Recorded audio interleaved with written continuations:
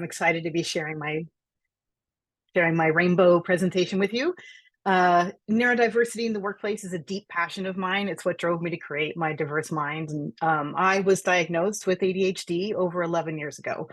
And just earlier this year, I was diagnosed with autism. So I understand neurodiversity on a personal level and also working with people on my team who are neurodiverse. Even with these diagnoses, I've found a lot of success in my corporate career by embracing and working with my neurodiversity rather than fighting against it. And as Paul said, the core of my lightning talk today is going to dive into how to run effective meetings with a focus on inclusivity. But to set the stage, I'm going to start with some light myth busting and look into some of the surprising benefits of ADHD. So although awareness and understanding of ADHD are improving rapidly, there is still a lot of stigma along with myths and stereotypes.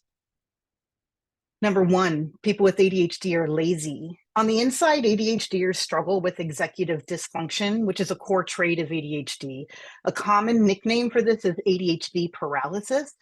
And it feels like you're incapable of doing a task even when you truly want to.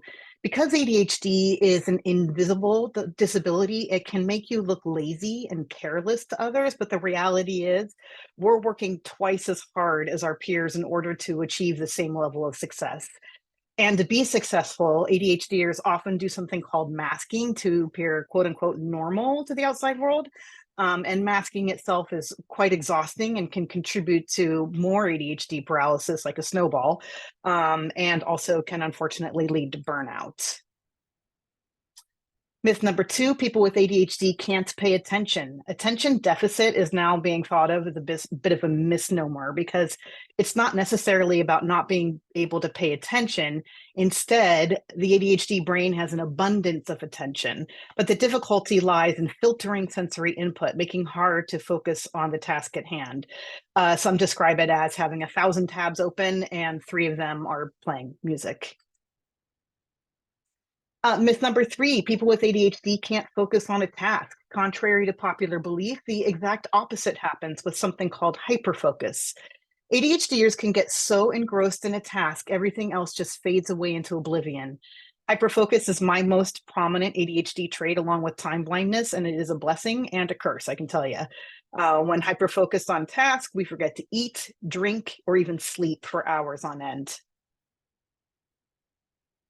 But many of those struggles that people with ADHD cope with are also foundational to some of our best traits. The busy ADHD brain has a unique way of making connections between ideas that others might not see. People will often seek out their ADHD colleagues for fresh ideas. And ADHDers tend to be highly sensitive to our surroundings with the ability to pick up on subtle cues that other people might miss. This results in a deep level of intuition about many things, from the feelings and needs of others to what can feel like uncanny pattern recognition. And ADHD usually comes with a high level of energy. We're often very motivated to take on new challenges and pursue goals with enthusiasm. We're often the first one to raise our hands, often to our own detriment when it comes to keeping our workload in check. So if you have someone on your team with ADHD, keep that in mind. Make sure they're not taking on too much. Take it from personal experience. Adding to that, ADHDers are insatiably curious with a love of learning, along with a deep-seated need for novelty. Just ask your ADHD friend how many hobbies they have. I've got at least 25 behind me, which is why we're blurred. Because ADHDers struggle with routine and structure, the flip side is we have a high level of adaptability to new situations and environments. We really can go with the flow. And it comes with a higher tolerance for risk and a willingness to try new things and take on challenges that others might shy away from, which translates into a more flexible and adaptable approach to problem solving. The ADHD brain can struggle with staying focused on some tasks, but when interested in something, that hyperfocus I talk about is engaged.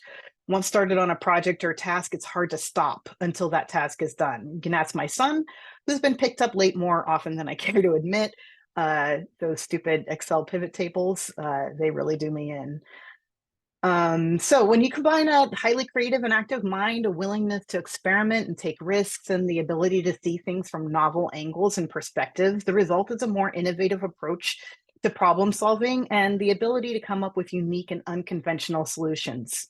So as you can see, some of the aspects that present challenges in some areas are also foundational to many positive traits. All right, now I'm going to jump into some actionable strategies to support your neurodiverse employees with regards to meetings. Obviously, this list is not exhaustive, and keep in mind, one size does not fit all. You need to work individually with, your people. Okay, starting with maximizing meeting engagement. Staying focused in meetings, especially those that have little to no participation expectations, such as your all hands meetings, can be very challenging for the ADHD brain. And although it's almost a cliche at this point, ADHDers really do benefit from things that occupy the physical body, such as fidget toys, drumming on the table, or knitting, which is one of mine. If your colleague is doodling during a meeting, this could be a strategy to stay present, not because they're bored. One of my personal strategies to pay attention in meetings is to get up and walk around and stretch, do some yoga, generally move. Obviously, this would look entirely too unprofessional if I was required to keep my camera on during a meeting. This can also allow people to employ their own focus strategies without feeling guilty or judged. In fact, just this week, literally on Monday, I stumbled upon an event on Meetup, a Zoom gathering hosted by a neurodiverse support group. This is a screenshot from their event posting. Speaking is not required. Typed messages are fine. Participation is not required. Stimming, fidgeting, eating, knitting, playing instruments are all okay to do. Just keep that mute button on if you're going to be making noise, and cameras are optional. This is a prime example of being inclusive to neurodiverse needs. All right, moving on to increasing participation. Speaking up in meetings can be daunting for anyone, but it can be particularly challenging for those with ADHD and autism too. Remaining silent in such situations is all too common, which is unfortunate because it can discourage valuable contributions. If possible, share your deck ahead of time to give everyone a chance to prepare discussion points by jotting down their thoughts and how they want to communicate them. Some go so far as to do something called scripting, and it's actually a common strategy that many neurodiverse folks employ. I can personally attest to the power of scripting. I've prepared every single word of this presentation. If I go off script, it gets dangerous really quickly. So it's really nice to have people give you a chance to get prepared in that way.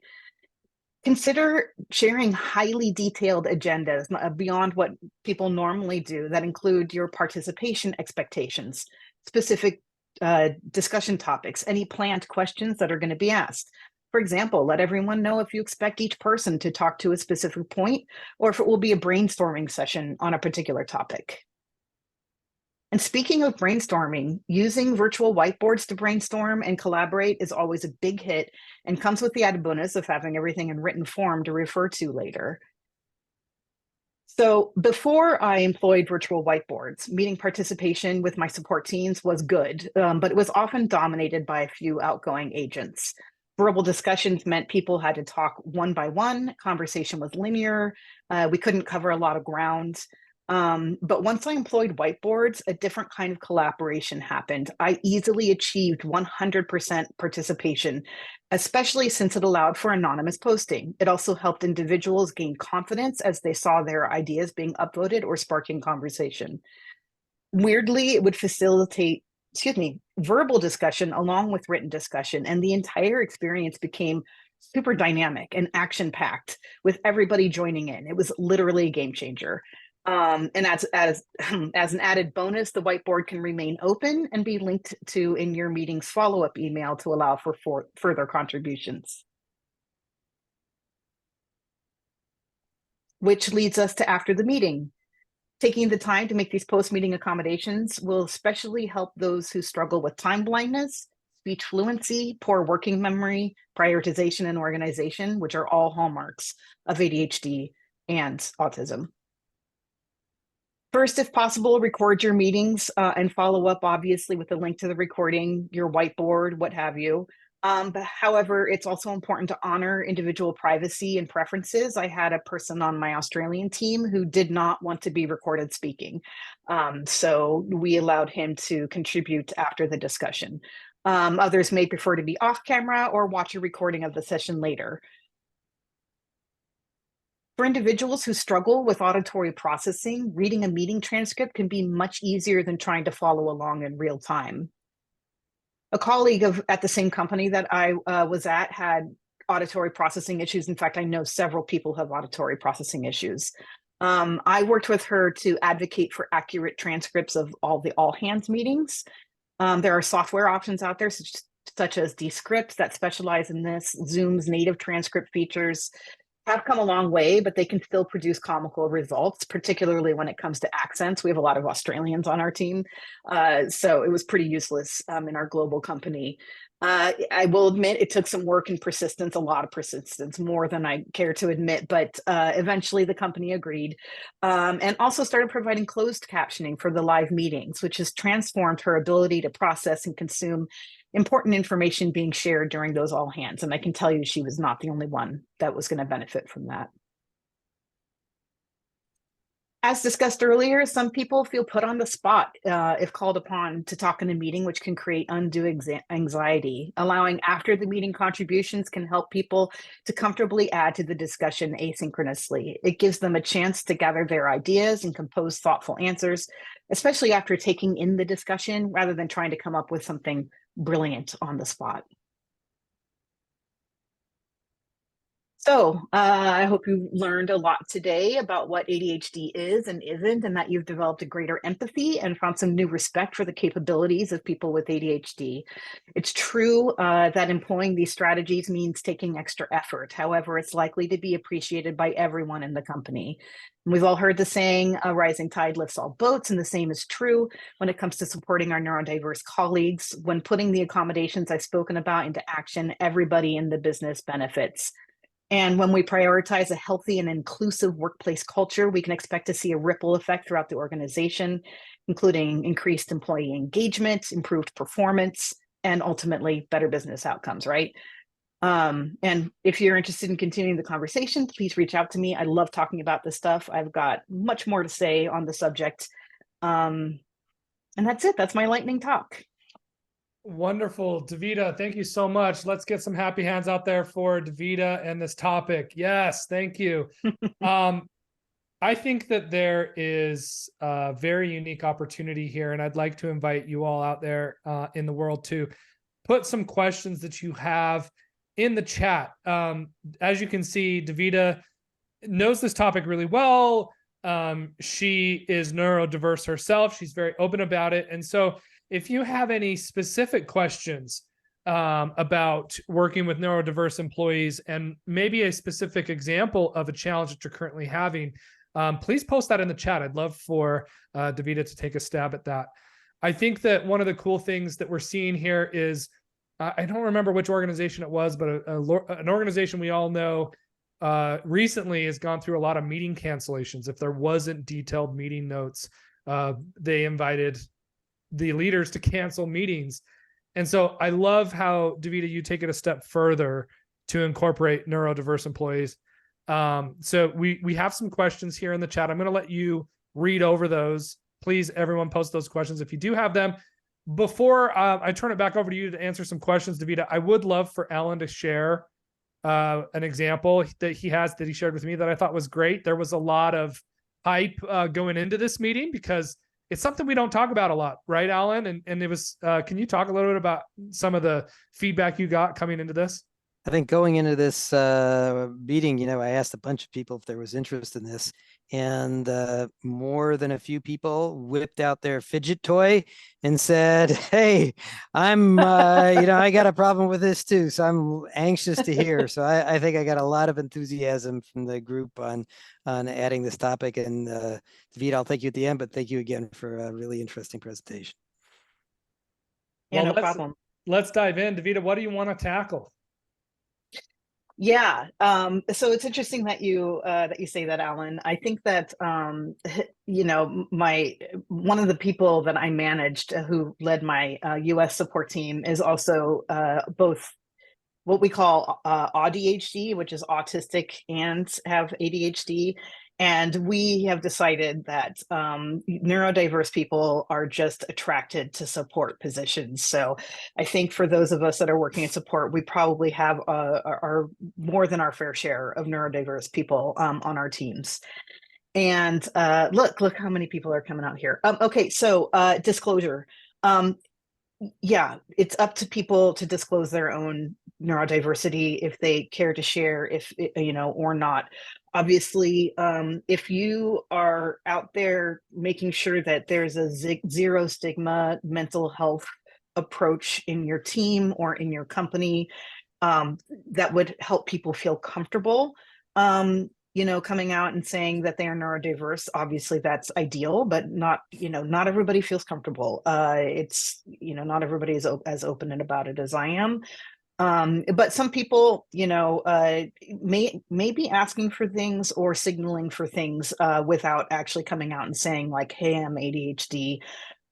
So you can just have a sensitive ear out to saying like, hey, it's if you see somebody who's not speaking up in meetings, if you see somebody who's like really clammed up, shy, embarrassed, anything like that, working with them to make them feel more comfortable, providing the things that I talked about, ways that they can contribute that take a lot of pressure off, can help them start to contribute in ways. And then, like I said, like with the whiteboarding, seeing some people on my team gain confidence when they realized that they actually had things that were valuable to contribute, actually turned some people around. It was really amazing. So there's ways that you can be putting these things into action without requiring or asking people to disclose their neurodiversity.